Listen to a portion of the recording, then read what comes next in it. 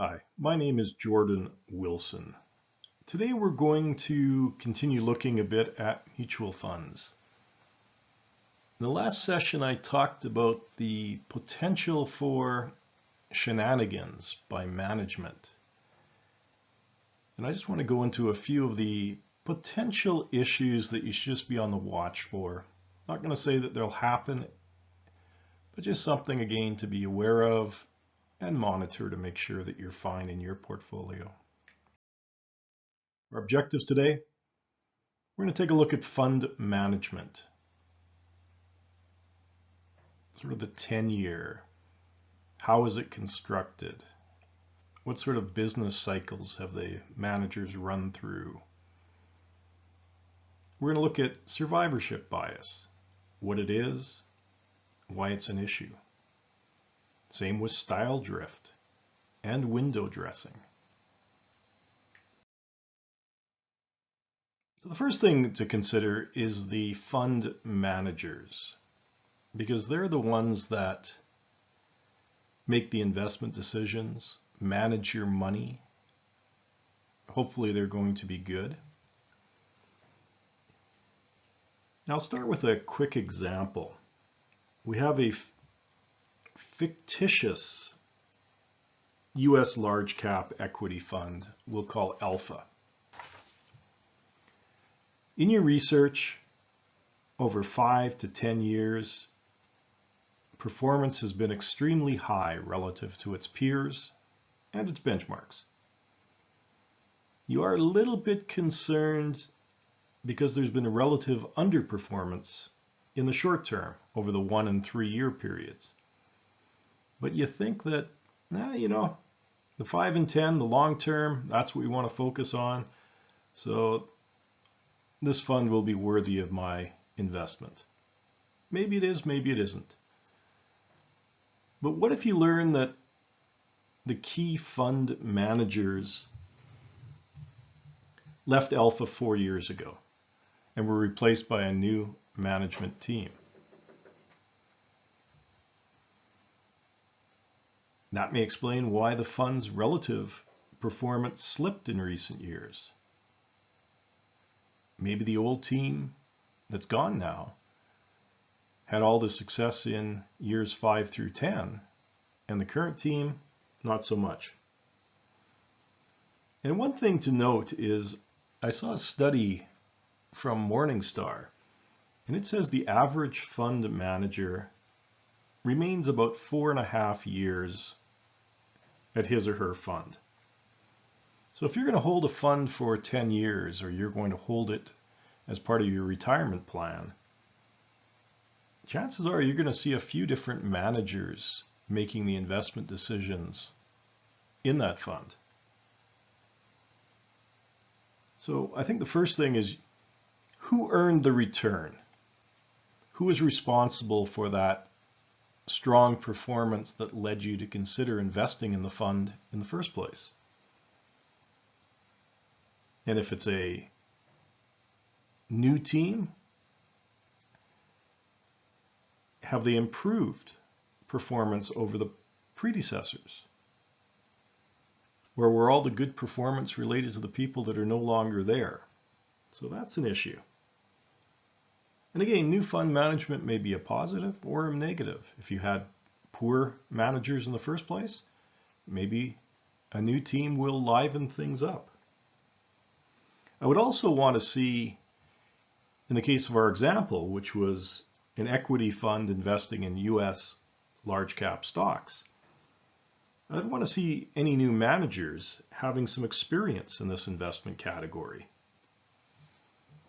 So if they've got experience in bonds or European small cap companies, is that the same as US large cap? A consideration. Have the new managers demonstrated success in their past lives? So unless somebody just came out of MBA school or some other world, Starbucks,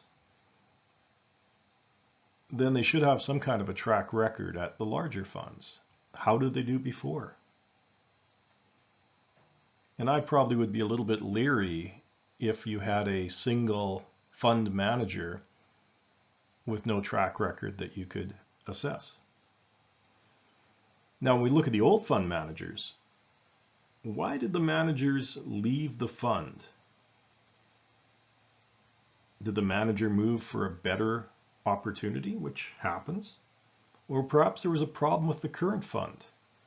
Something to consider. Rats leaving a sinking ship.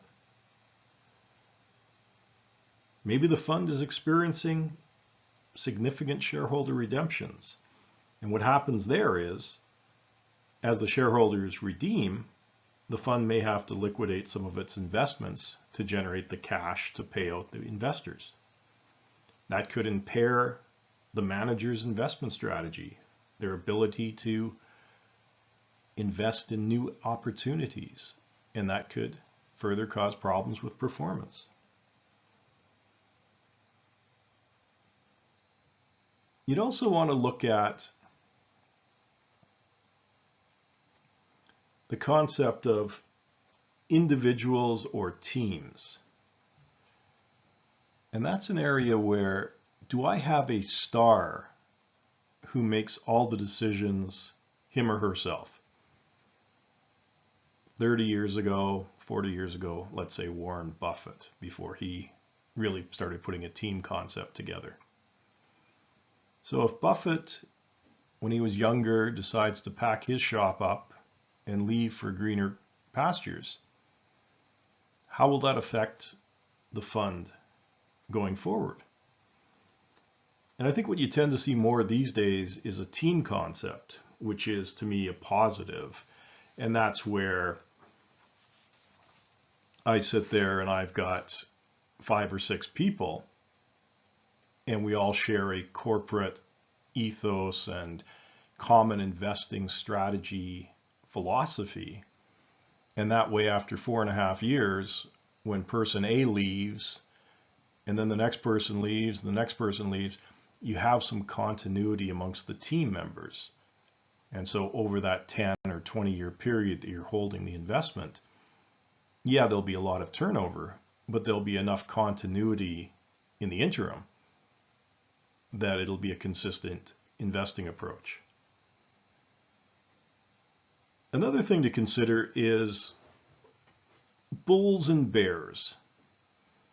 Now, if you have a bull market, everybody tends to win. It's hard for managers not to do well. Now, they may not do well on a relative basis to their benchmark or their peers, but they will show positive returns because in general, in a bull market, equities are rising. The tide raises all boats. But how do they do in a bear market or a stagnant market, a flat market? That's sort of the true test, I think, of a strong asset manager, is when the market's falling, how do they navigate that? And so it's always useful if you can sort of assess a potential fund manager who's experienced both the good and the bad times. The difficulty there tends to be that in today's world, a lot of fund managers are quite young and may not have actually gone through a couple of bad cycles so you can properly assess their performance. And then the index huggers. And the question I ask here is the active manager truly active? And if not, why pay high management fees? And what happens with index hugging is that the active manager is just basically trying to recreate the index they use as their benchmark. And that's fine if you're buying an index fund with its tiny management expense ratio. Not fine if you're paying for active management and expecting people to be doing research and buying and selling stocks or other assets on your behalf. WM, a Scottish market research firm, analyzed fund data between 1980 and 2000. The study found that 74% of actively managed funds deviated less than 6% in their holdings from their benchmark index. So that means that if the equity benchmark had 100 stocks, 74% of the funds reviewed would have 94 of the same holdings as the benchmark. How much outperformance can one get if they only differ by 6 of 100 stocks? And that is an issue. And again, I talked about that a bit with the RBC example in a couple of sessions back. At $2 billion in a relatively small Canadian equity market, there's not a lot of flexibility you have, and you end up basically becoming the market. And that's a big reason why large active funds have a hard time outperforming their benchmarks. Well, in fact, everyone has a hard time outperforming their benchmarks, but that's an example. The bigger you are, the more you become de facto the market yourself. And if you look at any of the mutual funds that you own, actively managed, look at the top 25 or 30 holdings. Usually those are prominently displayed. And then pull up the benchmark that the fund adheres to or compares itself to. Out of those 30 stocks, how many will be different from the benchmark? And usually the answer is very few. And the other thing to note is, in a typical fund, 25 to 30 of its top holdings often equates to 40 or 50% of the fund holdings in total. So just something to take a look at when you look at your own funds. How much do they differ from the benchmark? And if they don't differ a whole heck of a lot, why am I paying management fees? Maybe I should just be buying the index fund.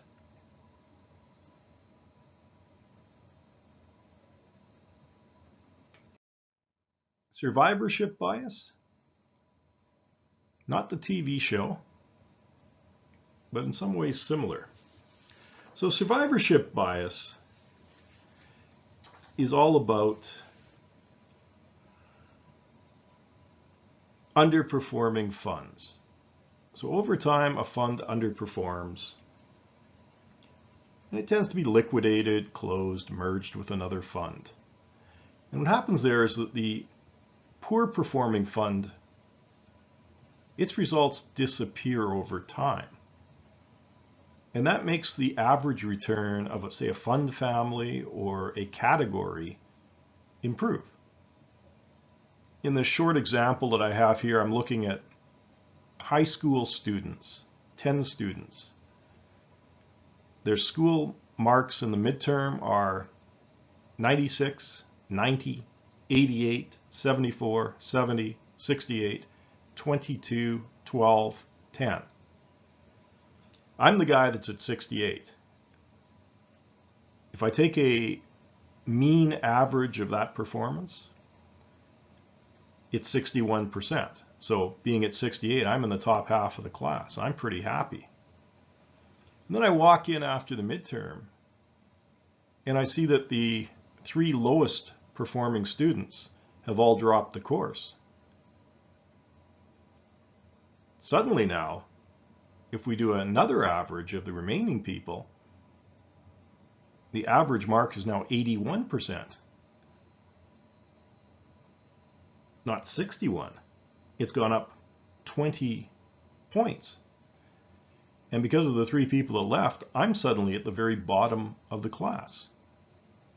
So if I was a mutual fund and I was happy I was in the second quartile of performance, I'm not the best, but I'm definitely not in the bottom half. People probably like my fund. Now all of a sudden I come in, start a new year or a new quarter, and I'm at the very, very bottom. I'm in the 4th quartile. Pretty hard to sell my fund to new investors when I'm at the bottom of the heap. So that's an impact of survivorship bias. The performance gets skewed upwards when poor performers are eliminated from the calculations. And it makes sort of the middle of the pack people look worse than they really are. What you often see with this is it can be intentional. You might see fund companies shutting down their poor performing funds. So if I look at ABC's family of funds, it's nice to see 10 funds that all look pretty good than a family of 13 funds where 3 of them are just walking disasters. Because I go, okay, if they're having a problem with 3 of their 13 funds, maybe that'll flow over into their other funds. So if I have a bad fund, maybe I shut it down.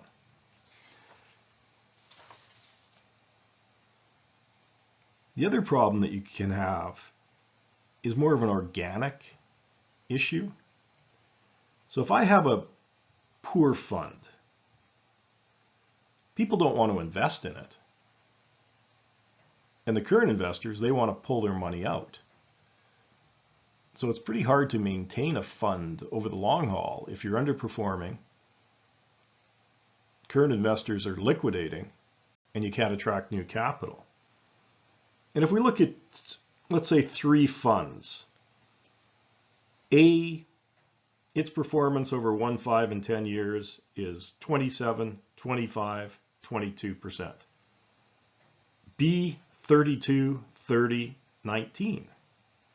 And C, minus 12, minus 8, minus 4.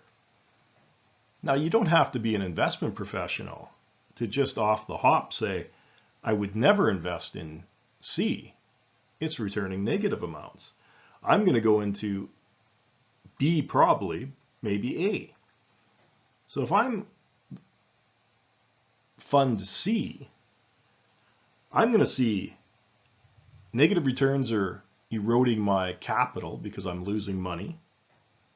Shareholders aren't going to be happy. They're going to redeem and they're going to move their money into A or B. And I'm not going to attract any new capital because on a performance comparative basis, why would anyone invest in C? And then just again, organically over time, that cycle continues and the money outflows continues. And then sooner or later, all the fund assets are gone and you have to shut. So it can be intentional as trying to make your own fund family look better, but often it's just what happens. Another issue that you might see is creation bias, which isn't that big a deal, but it's out there. And what happens there is a fund family, they'll seed a fund manager to start some short-term privately run funds. And by short-term, maybe 2 years in duration, just to get an idea, is this strategy work? Is this fund manager good? These sort of things. And what happens at the end of that is the successful funds go public, whereas the poor performers are liquidated and never heard from again, and they're not on the books. So again, you're just showing that you're creating great funds. You're not showing that you had a few dogs that didn't make it to the public stage. And then finally, assessing bias. It can be difficult. Some funds disclose and some locations require disclosure on liquidated funds so that you can sort of get that level playing field. If I was the 68% student, you'd still see the 22, 12, and 10 in there. But in a lot of places, it is a worry. That's why I think if you're an investor, focus on funds that have long-term track records, that have been around, that are consistently in the top quartile or the top third. And that way, even if there is some survivorship bias impact, you're still going with the better performers. Style drift. That's essentially where a fund has an investment style, and that style is going to be disclosed in its name, in its prospectus as far as its investment objectives. But over time, you can often see a drift in the style, a change in the style. And that may be just unintentional. If I have here growth versus value. So growth stocks tended to be small caps that have growth opportunities. Back in the day, General Electric, Apple, Microsoft, they were all hardcore growth stocks. They were growing, reinvesting in their companies. And then over time, they become more value oriented. And today you'll see Apple and Microsoft in some funds still considered growth, in others they're considered value. And part of that is because they've had strong performance. People want to say, okay, I see this as value because I run a value fund and I want to hold Apple. I don't want to exclude it. So there's a little bit of gamesmanship there, but you can make an argument that Apple or Microsoft is value or growth. The other thing you'll see organically is small versus large cap. Google, Dell, Facebook, they all started back in the day in a dorm room, in a garage, 2-3 employees, and that's how they got their start. If I look at, for example, Google, it got its seed money in 1998 via a $100,000 contribution by one of the founders of Sun Microsystem. And then they received a little bit more angel investor money, and then ultimately raised $1 million, which allowed them to set up their original shop. And even in like 1999, they only had 25 million in funding. I mean, that is small cap. So if I bought back then and held till today, now it's suddenly a mega cap. And that's equally true with Facebook, Dell, and a whole bunch of other companies. Companies start small, they grow. And you don't really want to dump your successful companies just because, it's kind of moved into large cap, I better get rid of it. On the other hand, you got your intentional side. Now, performance is compared to peers and benchmarks. And your peers and benchmarks will have a risk-return profile. If I'm investing in small cap stocks, that's going to be higher volatility, presumably higher return than large caps. Growth is going to be riskier than value. But if I'm trying to beat my peers or the benchmark, then maybe I increase my portfolio risk to chase those returns. Maybe I'm interested in, okay, I'll try to find a few small cap stocks or growth stocks to get better performance in my fund. The same would be true in a bear market. So a lot of times you would see that in a bear market, you probably don't want growth stocks. You want value, you want defensive stocks. So if I'm running a growth fund, I might have an advantage if I can shift some of my assets into that value or defensive stock. It gives me some protection against my peers that aren't doing that. Rising interest rates. If I'm a long-term, long-duration bond investor with my fund, if rates are rising, I want to try to shorten my durations to provide a little bit of protection. If rates are falling, I want to lengthen my durations. So again, you can play some kind of little games to try to chase added return, but that takes you a bit out of your risk profile. There is an 80% name rule that occurs in many jurisdictions, and 80% is sort of a rough number. And that tries to ensure that fund names match the actual style they engage in. So 80% of a fund's holdings must match its name and objectives. If I own, let's see, Fidelity Japan Fund, I would expect it to hold and invest in Japanese equities. If I'm buying the Oppenheimer Emerging Markets Local Debt Fund, I expect it to be investing in emerging market debt instruments, not Apple Computer. So that's sort of where you got to have 80% of your holdings in the stated objectives, stated style against the name. However, that still leaves 20% for fun and games. And if I own a typical fund, maybe 25 to 30% of my holdings in asset value lie in 10 stocks.